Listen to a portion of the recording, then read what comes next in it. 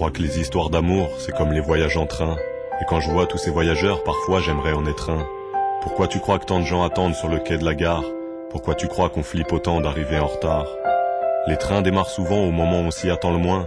Et l'histoire d'amour t'emporte sous l'œil impuissant des témoins. Les témoins, c'est tes potes qui te disent au revoir sur le quai. Ils regardent le train s'éloigner avec un sourire inquiet. Toi aussi tu leur fais signe et t'imagines leurs commentaires. Certains pensent que tu te plantes et que t'as pas les pieds sur terre. Chacun y va de son pronostic sur la durée du voyage. Pour la plupart, le train va dérailler dès le premier orage. Le grand amour change forcément ton comportement. Dès le premier jour, faut bien choisir ton compartiment.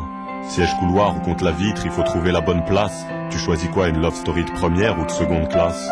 Dans les premiers kilomètres, tu n'as Dieu que pour son visage. Tu calcules pas derrière la fenêtre le défilé des paysages. Tu te sens vivant, tu te sens léger et tu ne vois pas passer l'heure. T'es tellement bien que t'as presque envie d'embrasser le contrôleur. Mais la magie ne dure qu'un temps et ton histoire bat de l'aile. Toi tu dis que tu n'y es pour rien et que c'est sa faute à elle. Le ronronnement du train te saoule et chaque virage t'écœure. Faut que tu te lèves, que tu marches, tu vas te dégourdir le cœur. Et le train ralentit, c'est déjà la fin de ton histoire. En plus t'es comme un con, tes potes sont restés à l'autre gare. Tu dis au revoir à celle que t'appelleras désormais ton ex. Dans son agenda sur ton nom, elle va passer un coup de Tipex.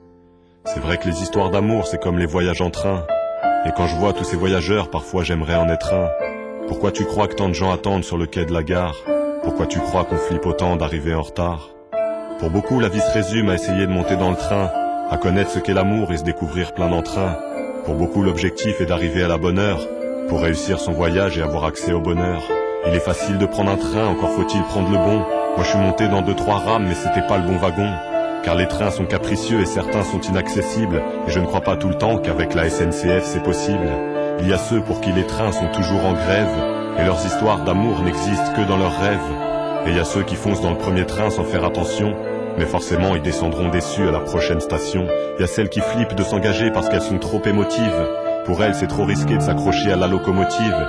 Et il y a les aventuriers qui enchaînent voyage sur voyage. Dès qu'une histoire est terminée, ils attaquent une autre page. Moi après mon seul vrai voyage, j'ai souffert pendant des mois.